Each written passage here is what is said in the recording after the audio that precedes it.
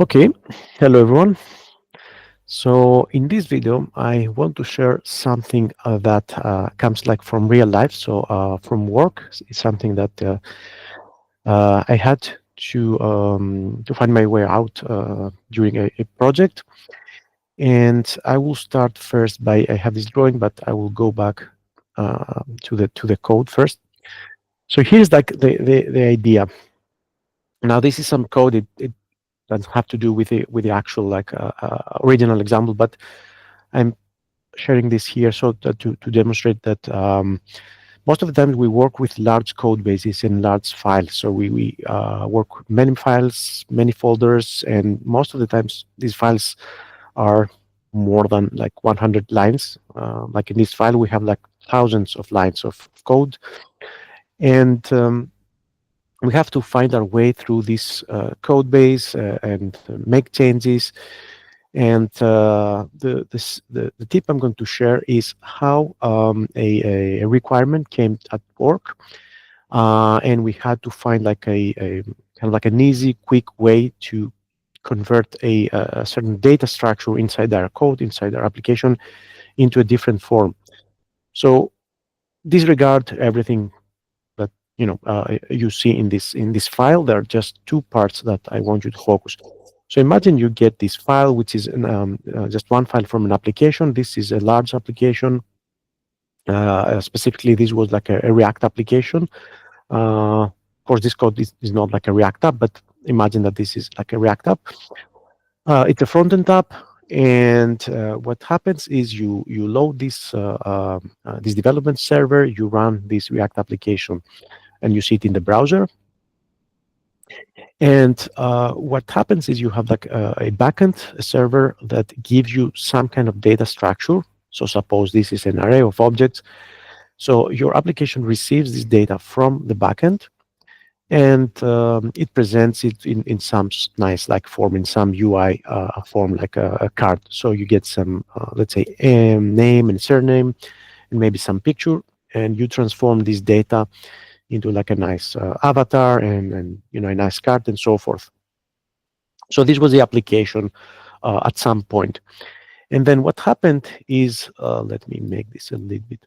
What happened is there was this requirement to replace the data with a new data structure. So the idea was that we had this data about, let's say, profiles, and it was in some form.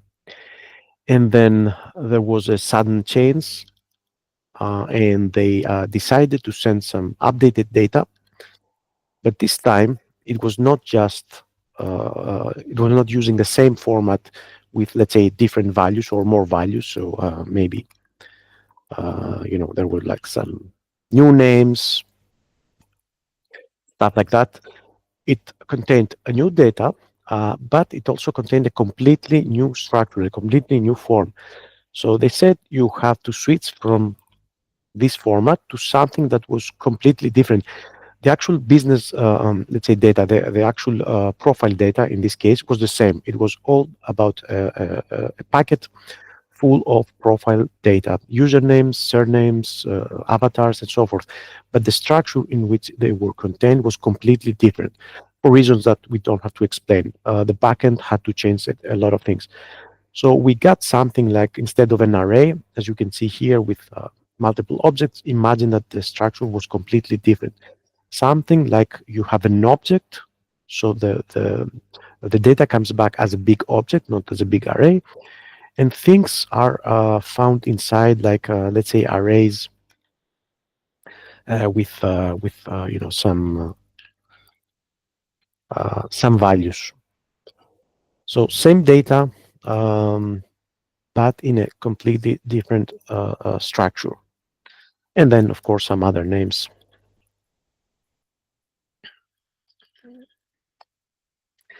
And now this is kind of like pretty simple. If you can see the structure, it's relatively similar. But imagine that this was a nested structure. It was not just an object with an array. It was arrays inside objects that had arrays inside another array. So it was quite a complicated data structure in both cases, both version 1 and version 2. And the requirement was like, okay, we have this updated data with a completely new structure, and you have to make it work in exactly the same way. So you have to consume this data, maybe from a new endpoint. So before, let's say, we were doing a GET request to get data JSON, and of course we got back the data. Now we have a new, let's say, either file or maybe endpoint, and we're going to get something that is very, very different. And in this case, we have like it was quite a challenge. Now, if you see this diagram, there are two ways that you can approach this, or at least two ways. One is that you can focus on the front-end application. So somewhere inside the application, this data is transformed and converted into something like a UI. So in this very, very like simple example, I have this structure, this array of objects. Imagine that this comes from the backend, or it might even be found or hard-coded in a file. Then somewhere inside the application, sometimes in many places, you have this data being consumed. So let me put this side to side. So at some point, at some file, you get this list full of profile, let's say, objects. And somewhere in your code, you get to like loop over this list. And for every, let's say, profile or computer science hero in here, you create some kind of like HTML structure, and you put, let's say, the hero name, and you trim it if there are like extra spaces. So if for some reason you have, some extra spaces, maybe this is some user input. So you trim it, and then you uppercase it, and you display it in some nice, let's say, card. Of course, other things as well. Maybe there's some image that you also get from the. So it's not in the structure, but suppose that you have like this big structure. So one idea is that you have this structure, you get a completely new data. So let me come up with, let's say, the new list. So this is the new requirement. Let me see. And I have quite of like a different structure. So imagine that this is an array. In the diagram, I said this might be an object, but in this case, this is also an array. But instead of having objects, it has arrays. So every profile is an array. For some reason, this changed on the backend, so we have to conform. And inside here, we have like two objects. So we have the name as one object, and the surname is another object. Lovelace. And of course, all the rest is going to be the same. Name, Alan, surname, Turing. And you get the idea. We have the same structure here. So this is a requirement. We cannot, change this, or we cannot let the backend stick to this structure. There are very important reasons why we have to conform to this. So you have this data. And so, and of course, if you replace this list with the new structure, even if you let's say forget about this structure, and you have like this list variable that contains a completely different structure, if you try to run this code with the already front-end, let's say, presentation code, you of course get an error. Why? Because each item which was like picked as an object property in here, so we have an object, so we can say give me the property name, me the property surname, this code would break. For example, hero is an array, so every item is an array. So we cannot access a property name or a property surname. This is an array, so we have to say hero bracket 0 or bracket 1. And of course, this will not work. And imagine that this is a very complicated app where this data is not just consumed in a single loop, like in this case. There are many components, many HTML markup here and there that are actually consuming the data and presenting something to the user. So when you get this challenge, and this was a really real challenge, you have to decide how to approach this change. So one thing that you can do is you can focus. You have to change something, and you have to make the change in your front-end application. So if you had some line that took an object, pick the property name and display the paragraph, or pick the surname property and presented it in some div or some paragraph, you have to change that code. So we have to change this code and make it work with a new structure. So one approach is to focus on the front end and make all the necessary changes so that the actual code that renders something on the page, that renders, let's say, this profile card, gets to use a different input, a different structure. So that's one case. In our case, it was very difficult to change the front end. So it was like a humongous task. There were components all over the place. This data was huge, and it was presented and displayed in multiple files, many like different components. So and we had to make this work in just a couple of days. So even though this is an option sometimes, for us, it was not an option. So we had to find another way. So case A, which was like change things on the front end, it was at that particular moment, because of the situation, it was not something that we could afford. So we did something different, and this is what I want to share. So we said, if this front-end application is consuming this data, has this input structure as a data, instead of changing the front-end, we are going to make a transformation function or a transformation process. So instead of changing the front-end, we're basically going to change the data. Now, in this case, we cannot change the original data. This is something that is, let's say, a requirement. The backend will send us this. So we have to make some kind of a transformation process so that this data, let's say version 2, comes in.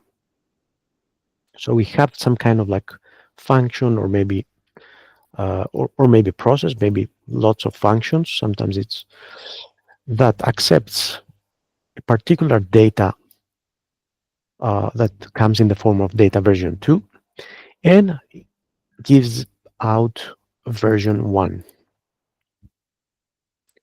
So we decided to create this transform function.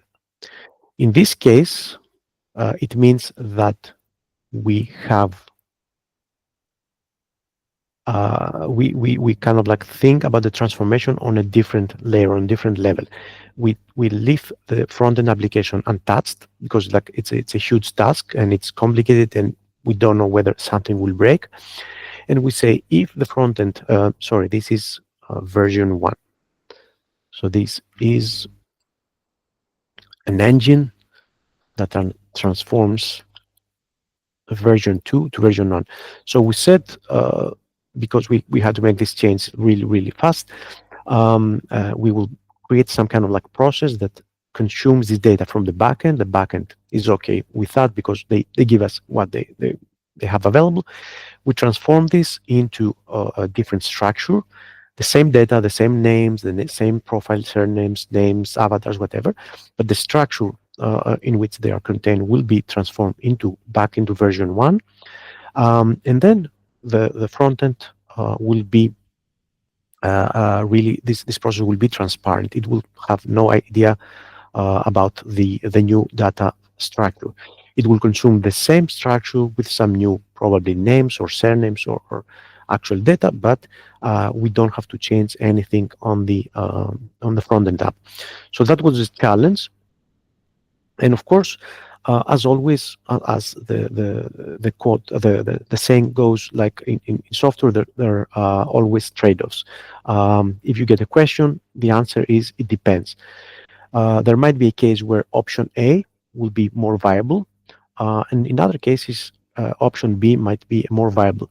It always depends on many factors like time, whether you're on a deadline, whether there's a big change on one side or a smaller change on the other side that can happen. So this is what we had to do. So this is what we're going to do. So this is kind of like the overall concept of what we had to, what was the challenge.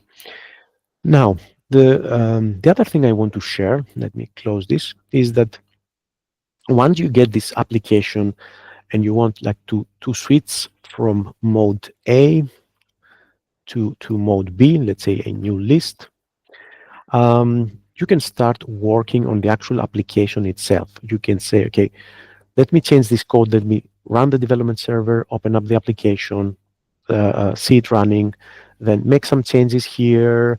Of course, the application is going to be breaking. Go down here, make some changes, maybe do something like this, rerun the application, check on the front end, maybe click some buttons in order for this data to appear. So sometimes you work directly with the live application. So you run the development server and you run the application and you see everything, you interact with the application, and then you test things, of course, in the console. But in this case, we decided that we could do this in a better, faster way. So instead of working on the actual application, since this was just a transformation between one structure and another, we decided to switch off from the main app, from the main code, and instead abstract away this problem into like kind of like an individual, a single file. So instead of directly working on a really large code base and on a kind of like application that needed some time to reload and see the application, we said the challenge here is to go from this structure into this.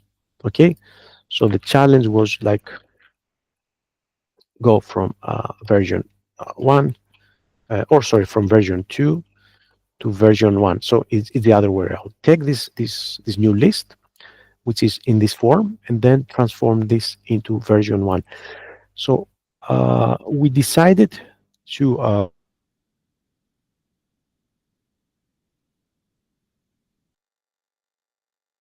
of a simple smaller chunk of version 2, and then work on a different file, which also makes things simpler and easier. So one idea, one tip to share is sometimes you don't have to solve the problem directly within your currently running application and code base. You can isolate it in a simpler version, in a single file, find the solution over there with a more simplified structure.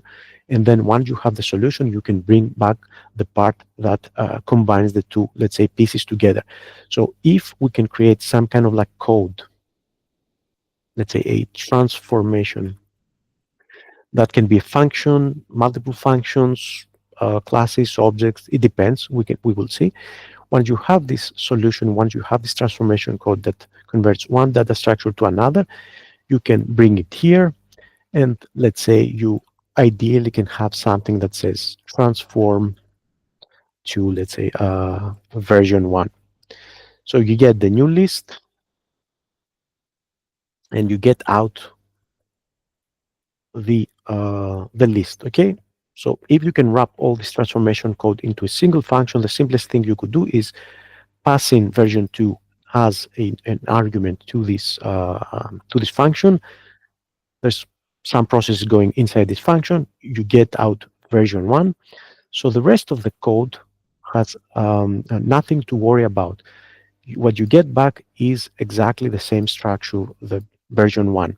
So in this case, all the code that was dispersed like all around the place in not just one file, but in many files and in many places, was really unaware of what just happened. The same structure was in place and everything worked as expected. So the thing that we decided to do is isolate the problem and start with a very simple version of the problem. And what I will show you today is a very nice extension that help us quickly work with this solution. So there is this extension. Now, this is an extension that I have installed that is enabled on some workspaces environments in my VS Code, and it's disabled in another workspace because sometimes you don't want all the extensions to be available running in your current workspace. For example, if I'm using Python in a workspace, I probably want to turn off the extensions that take up memory and CPU and are related with, let's say, JavaScript. So in a workspace that related with Python and maybe, I don't know, some other language, I disable the extensions that are related with other languages, and I have a faster environment.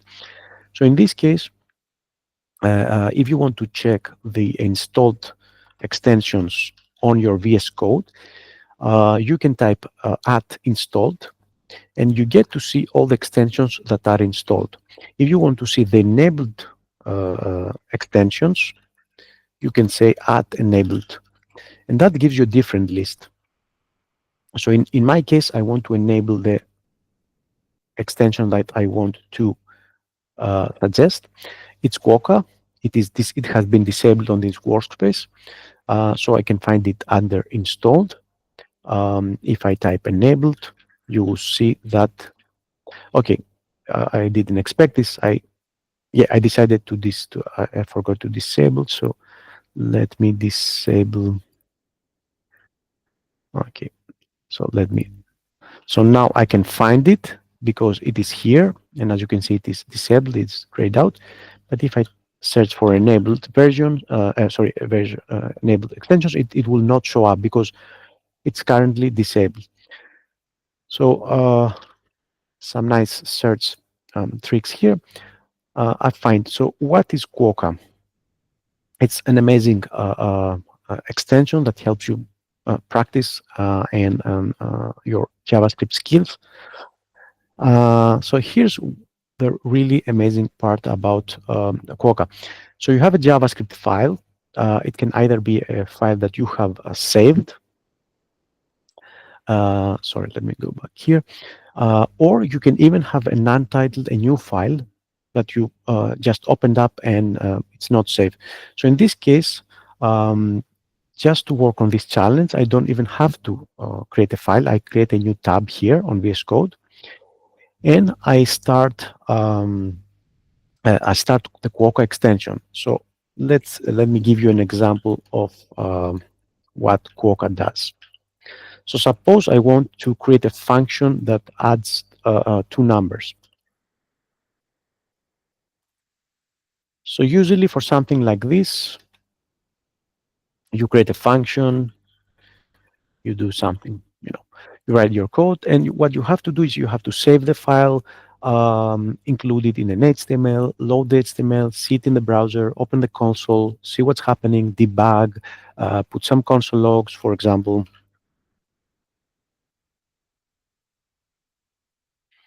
And then put a console log and reload, open the browser, open the console, see the console log, and transform the function and fix the bugs, fix the errors, and do something like this. With Quokka, you can do something like you can open the command palette, either through View command palette or with I highly recommend you learn like the shortcuts, which is Control-Shift-P on Windows, Linux, and Command-Shift-P on Mac. And you type Quokka, and you get a few options for this extension. And what I will do here is, as you can see, there are many options. I can pick the start on current file. So this enables initializes Quokka, the extension Quokka, on the currently running file.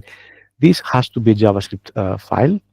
Um, and as you can see here at the bottom right, VS Code correctly inferred that this new file is JavaScript. I just started writing some JavaScript, and then this turned to JavaScript. If for some reason you get a different language automatically selected, you just go down here and you manually change from the language that VS Code picked for you with JavaScript, because Quokka is a JavaScript extension. So I'm going to open up and I'm going to run Quokka start on current file. So here's what happens when you start the Quokka extension. There's a pop-up at the bottom. I can close it. And as you can see, there's some like indicators here. But the cool thing is that you can see here the result of certain statements. For example, the console log.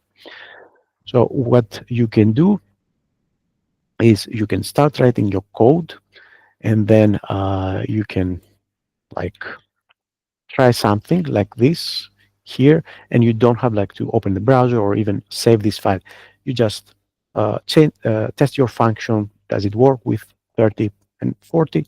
You just console log, and then you see the result.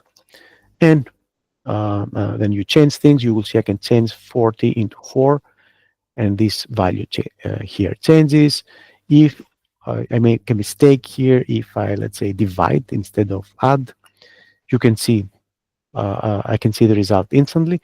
So basically, you can very quickly test some JavaScript code, and you can come up with some simple functions or simple solutions to some problems without having to create new file or create a development server. And it's really cool to explore like JavaScript functions this way. Yes. So just get this straight. This extension gives us anything the console gives, correct? There are some limitations, but Okay. basically, as you write your code, when certain values, when certain expressions are evaluated, you can see them on the inside the editor. So basically, is like the console log is transferred directly in the editor. Okay, That's but no, that's the thing. It gives you what the console gives. It doesn't. exactly, yeah. Okay. Okay. That's Thank you. yeah. Now, as you will see, because I'm going to dive into the real challenge here, there are some limitations. For example, if this output is huge, maybe if this like 100 lines, this will not be shown in exactly the same way as the browser.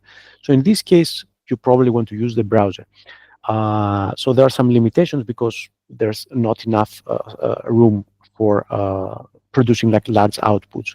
With console log in the browser, you don't have any problem. You can see like a huge output. But in here, as you can see, there's some kind of like constraints. So this is Quokka. So here's how we took on the challenge. So we had our main challenge was we got a huge list, and in our case, like the data was like more than 1,000 lines. So this was like a huge data structure, right? And it was more complicated. So we decided instead of, let's think of this as being like 2,000 more entries, right? And of course, version 2 would be also like the same. So what you do is you don't just work on this huge like version of the problem. You just make it as small as possible. So instead of working on 2,000, let's say, entries on an array of 2,000 entries, we took this and we just picked the first like 4. Even 1 or 2 can work. So we decided to just pick a small chunk from the original data so that we make the challenge here easier to work with. As always, the more you cut away from like your data or the code, the less you see, the less clutter you have, the easier for you would be to solve the challenge. So the simpler the things become, it is also slightly easier to resolve and work with the problem. And of course, we got like the So let's say list version 1, and then we had, I will just copy the data from my notes. So we said, okay, this is the challenge. Take list version 2 and convert it into version 1. So we opened up the file. We didn't even save anything. We copied like a very, very small chunk of these two data structures. And we said, okay, we have to, let me put this, let's say the correct way. We have to put something in here that will take version 2 and produce version 1. Now, also in here, there are quite a few ways that you can approach the problem. One thing that you should spot right away is that this structure um, contains entries. So you can either approach this as I have this big chunk of data, so I have this big array of things that I want to convert into this other big array, or you can spot the pattern which says that, the actual thing that I'm interested in here is just the entry or entries. So the thing that needs to happen here is take the entry, each and every entry from version 2, and convert it into version 1. So instead of thinking, how can I transform this into this, maybe I can simplify the problem even more and transform and focus on just this into this. So we said, okay, let's go to problem number, I don't know, 1.1. What we have is, let's solve this one. Let's first solve the single entry, because data 1 and data 2 is just a series of entries. So we have item version 2, and we have item version 1, which is this guy here. And I'm using the same data. As you can see, it will be easy to spot the differences and make sure the transformation works. So also make your life easier by making sure that you taking the least problematic, let's say, approach. So now the problem is even simpler. How can I turn this into this? And of course, you can start by building some code, writing some code, writing a few lines like, I don't know, uh, let's say item version 1 from version 2. Uh, then pick some things from version 2, then write some code, I don't know, maybe pick something from the array, do something. So we can just start writing code. But what made more sense to us was like, why don't we start immediately with a function, with a transformation function, just to make things more abstract and easier. So we said transform. We'll create a function that accepts item version 2 and produces, well, item version 1. So then we have this nice like engine, this function that accepts an input, an item in version 2, and returns the item in version 1 form. Instead of just writing code and then having it, just directly inside here as a few lines or maybe multiple lines, let's start with the best abstraction that we can think of. Like, first start with a function that also works as an input to output box. Functions can also be thought as engines that accept some input and produce some output. So it makes sense to think in sort of in the terms of functions. And now we immediately said, okay, how can we fill in the blanks? So basically, the return statement is actually pretty simple. We can just hard code this here, for now. Of course, you will not always get Ada Lovelace, okay? But you also start simple. Let's hard code something, and we'll say that what we want is we want to get a result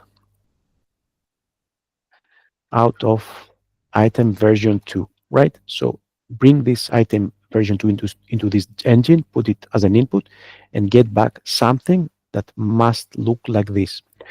So this is still, of course, but I can just console log the result.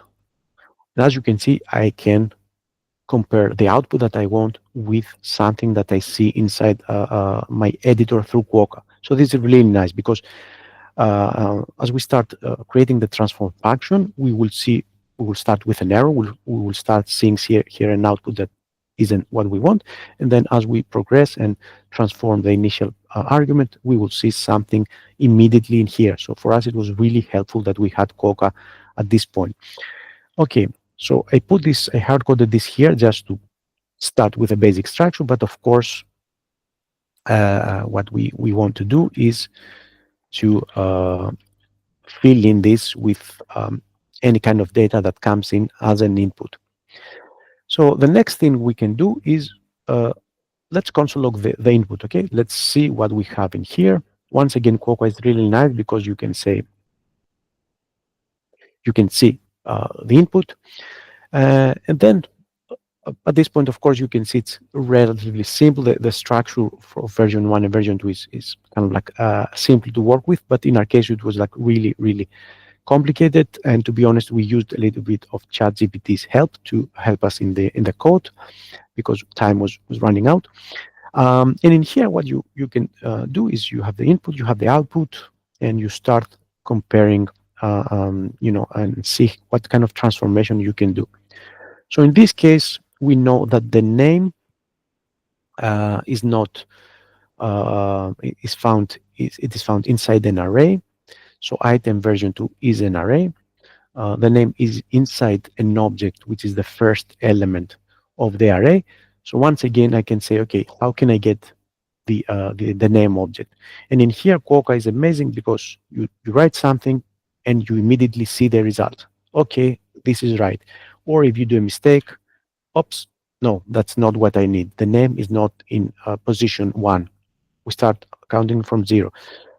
So I see this, and then, okay, I have an object, item bracket 0 is an object, so can I do name to get the property?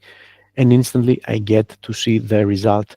So I'm sure that now this ADA can be moved over here as a dynamic value now, not as hard-coded.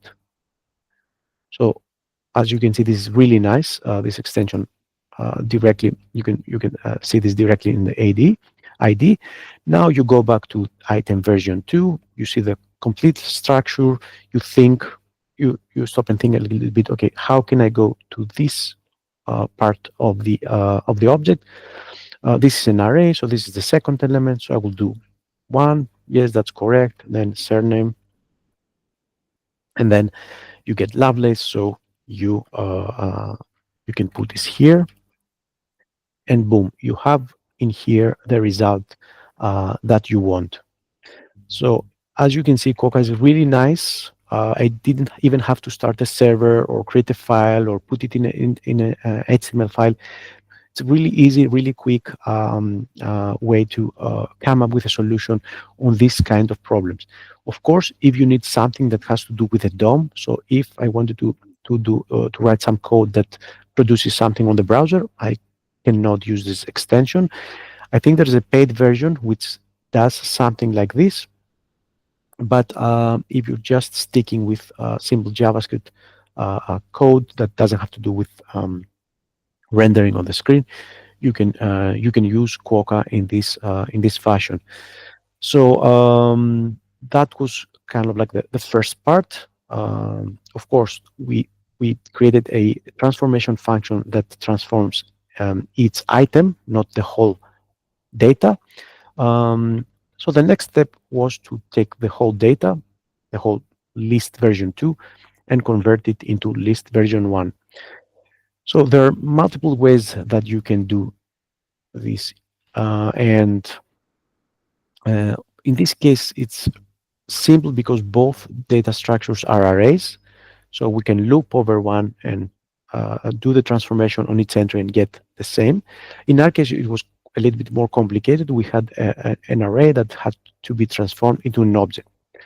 So that's a more, let's say, more difficult challenge. But in this case, I wanted to keep things simple. So we have the transformation, which basically takes any entry in this form and produces this.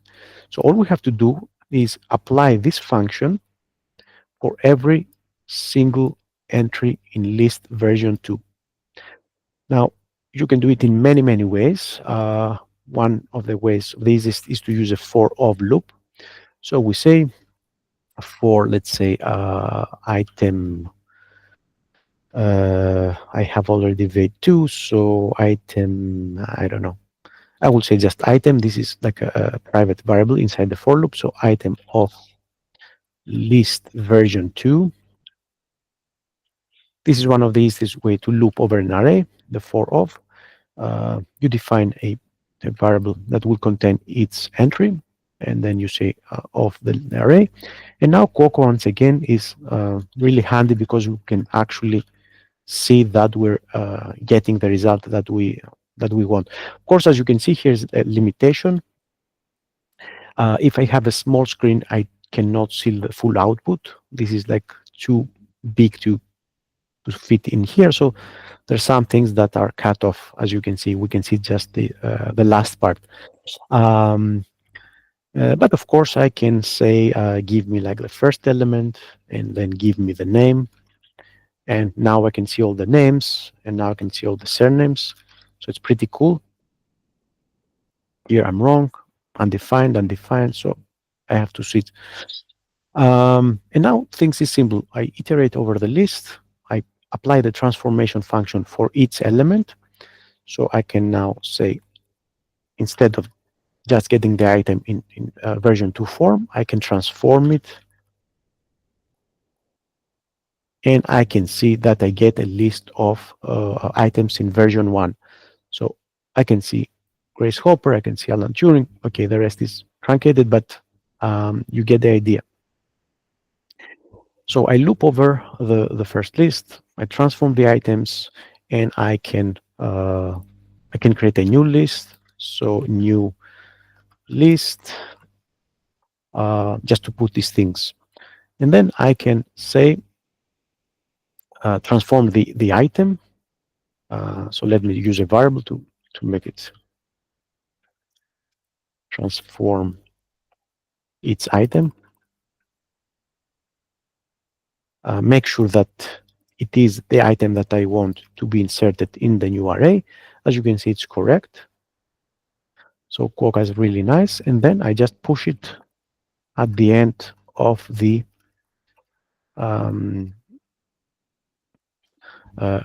new list array. And then I can console log. Now it's going to be a little bit difficult to see all the things, but as you can see, the new list now contains, as you can see, list, okay? It contains all the names. So probably now it's time, like maybe to move the code inside the browser. But I can see that what I get back is what I want. So I have this this code, but I don't want to grab all this code and just move it inside my my code, because once again I have to apply this transformation in the real code. Okay, so I have this new list here. Let me just put the list. So I have this. I don't have this. Okay, this is the new data that I need to use. And the rest of my code uses the list. So I'm going to stick with list. I need to produce a variable called list that contains the transformed structure. So the rest of the code will have no idea that something changed. Now, instead of just picking this code and let's see, getting the function here, and then iterating, and of course, I will have to change. I can, of course, do this. Okay, so now I copy and paste the transform function from my Quokka file.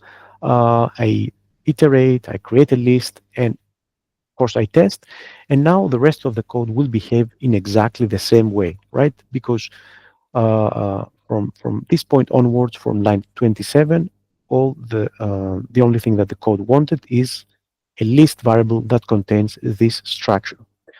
So now it's the time to actually run my application, console log the list, see that it works, and make sure that everything works just fine. But we can make this code even better. Instead of having this thing here to kind of like becomes clutter, and we see this loop here. So we can go one step further, and instead of uh, placing all this code in here, I can create another function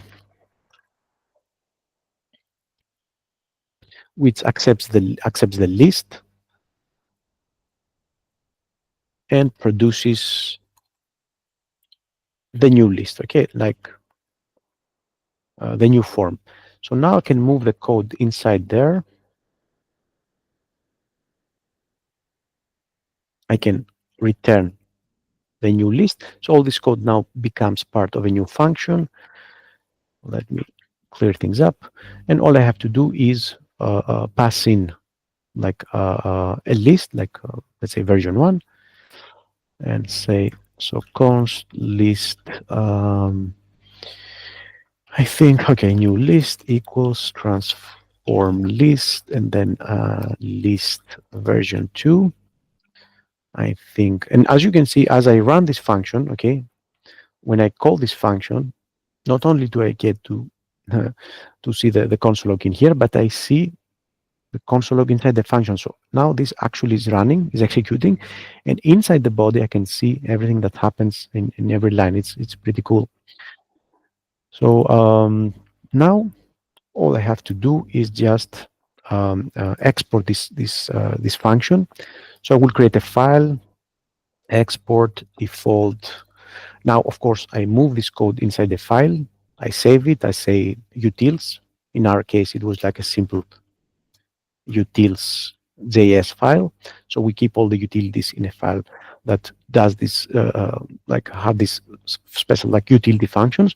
And then all I have to export is this function here. This doesn't have to become a burden on this file. So I go here, I say import transform list from utils,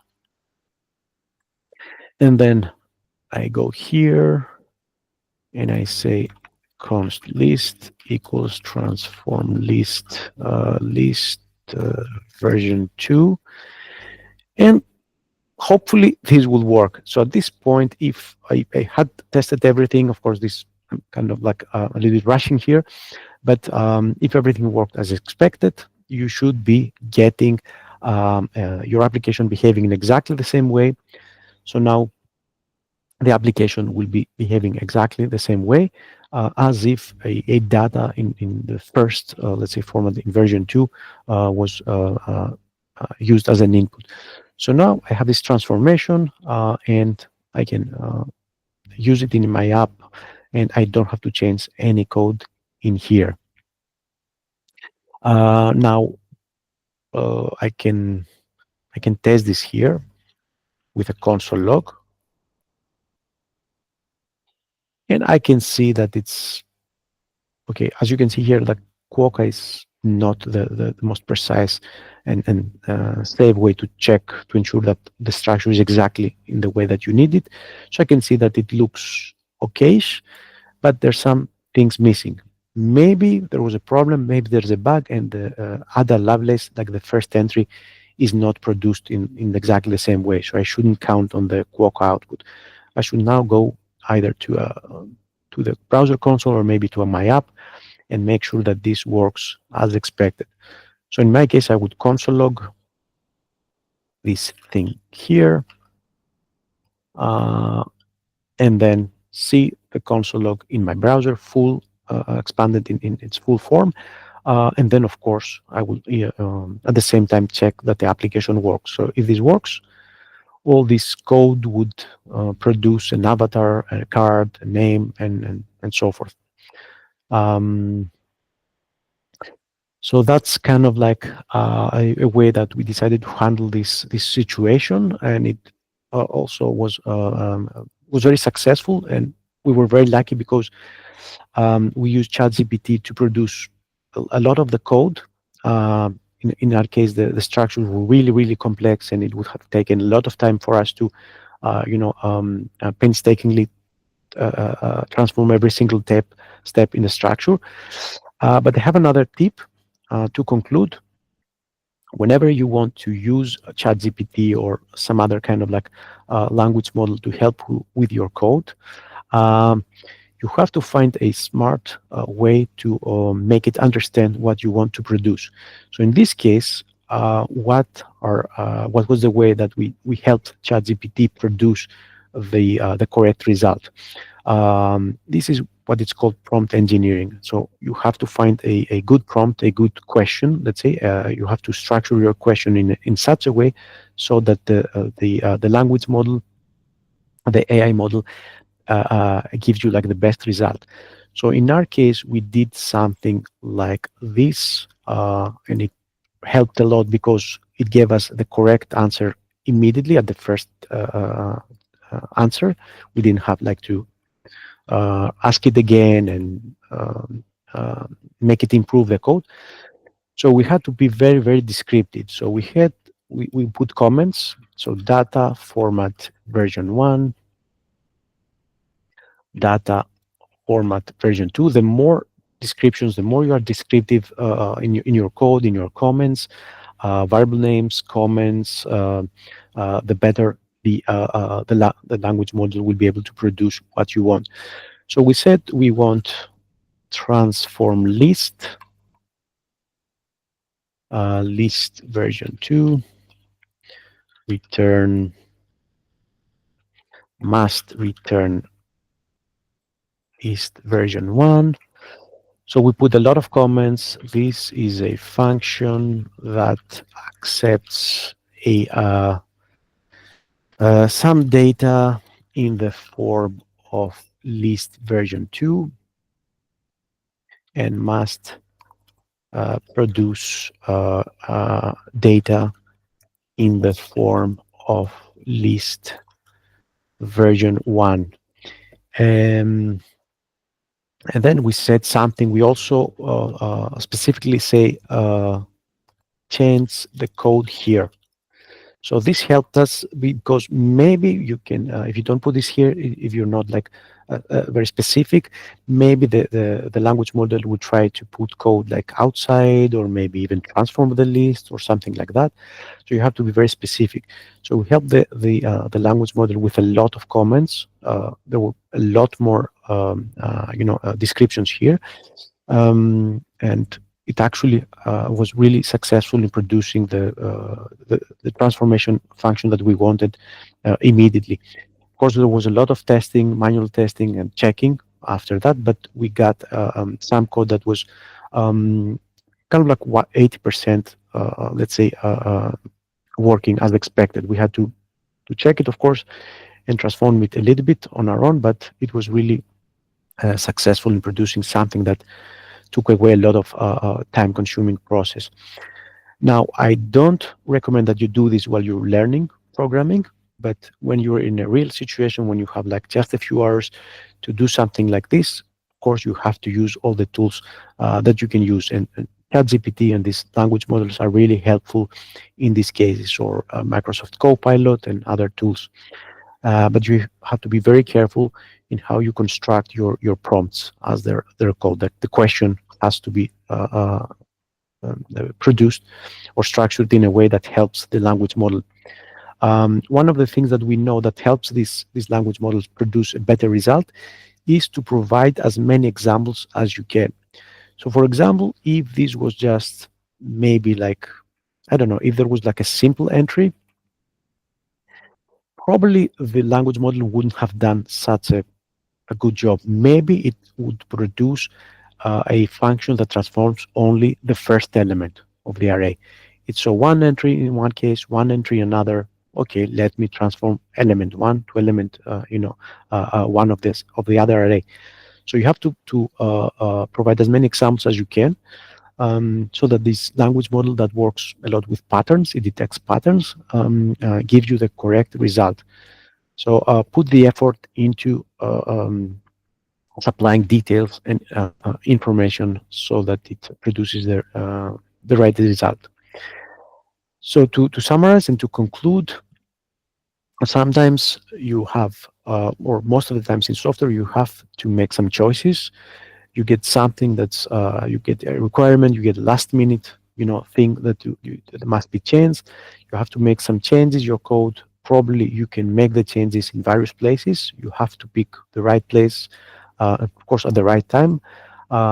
You can, we can also go inside the code and make the code conform to version 2 instead of transforming the version 2 data payload.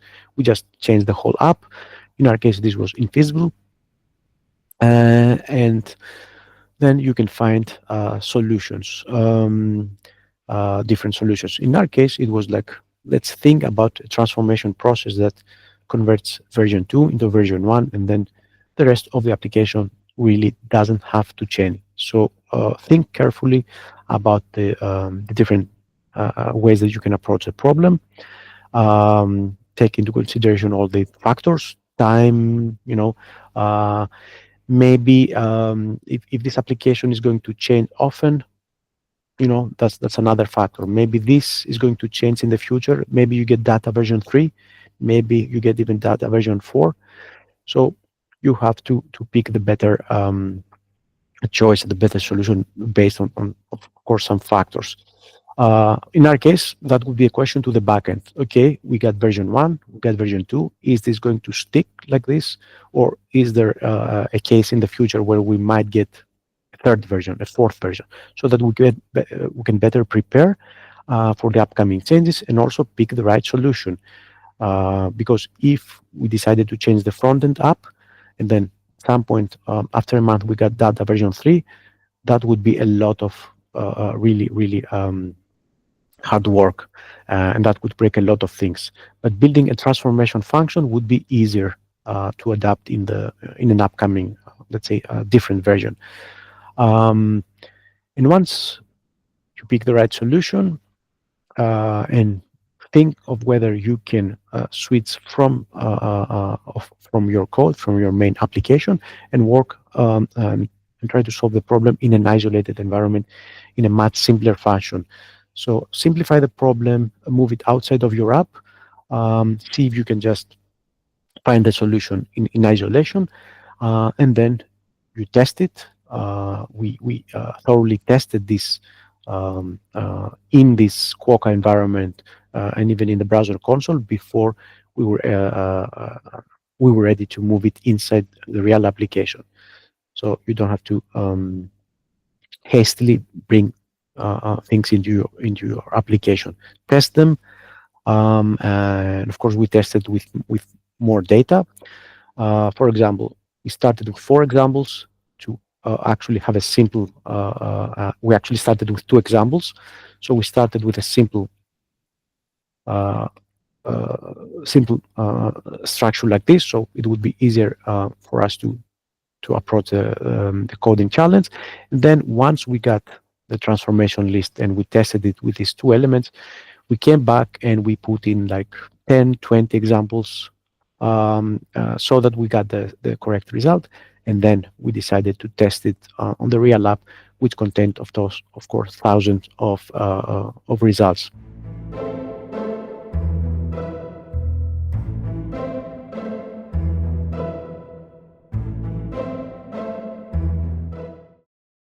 So let's say we have with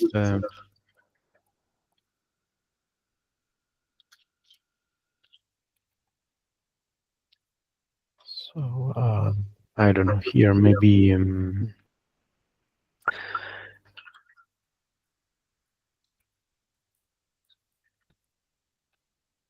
The other way around is quite easy, but this way, so have start with an object and come up with I don't know, something like this. No, turn the object in an array. Yeah. Oh, that's a bracket. Okay. Yeah. Mm, so this is what you had in mind, right? Yeah. Hmm. So once again, we can. This is a great challenge. So we can start Quokka on this file, and then we can think of how we can approach it. So in this case, we have an object and we want to turn it into an array. So with arrays, it's quite simple because an array is a list of entries. Okay, enter at position 0, enter at position 1, and you can iterate very easily with like for each or maybe with a for loop and so forth. With an object, if the structure looks like this, so you have to be absolutely sure that there is a pattern once again, that there are entries.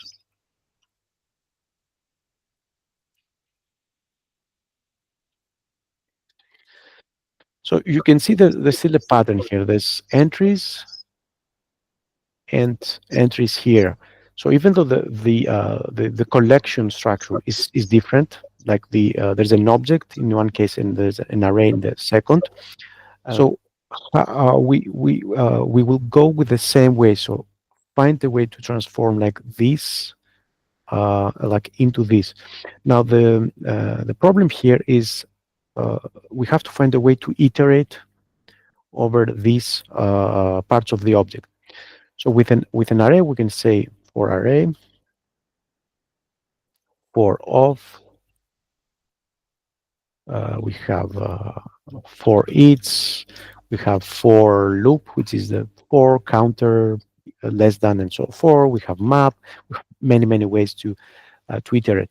With objects, you can actually iterate over the entries of an object. And it's the for the properties, right? No, it's also there is these the keys for the properties. There's the values. So you can iterate over the keys of an object with object keys. So these are the keys. So this would give you just we're in Quokka, so we are. Let's see. So we can iterate over the keys. We can iterate over the values. Sorry, not this one. It's the method. So now we get the values, and we can also iterate over the whole entry, both the key and the value. And I think that's what we can use in our transformation. Sorry. So this is kind of like the for of loop for objects. Oh, perfect. Okay, thank you. Of course, you can focus on the keys if you're just interested in the keys, or um, on the values. In our case, maybe okay, I don't know about the structure uh, if the keys are needed, but as you can see here, that they are not needed. So we can get rid of the keys and use the object values, because the object values just contains the part that we need. Um, but there are plenty of ways and plenty of methods that you can. Yeah, well, I was thinking about the properties, and I was like, then you have to know the properties of everything, and then you just have to make the code quite extensive. But yeah, this much quicker. Okay, thank you. Mhm. Of course, you can use the for in loop, which is another way to loop over object properties. I think there are plenty of options, and yes, and this is a good challenge for you to take on. So I highly recommend that you uh, follow the lecture, do exactly the same transformation with the simple array to array, and then take this challenge and transform an object to an array, and the other way around. And if you want to do this to get really hard, you can even do something as silly as put this into an array. It might look silly, but it will help you really understand like the structure and of course nested structures, and how are you looping over, and you try to find the correct properties to get the correct output. You will become very familiar with handling these structures, and especially during loops. Um, So that's a great question, and that's a great challenge for you to take on after the after watching the lecture and solving the first, let's say, relatively simple challenge. So that's it for today. Thank you for watching, and we expect to see some of these examples, and of course, we expect your questions.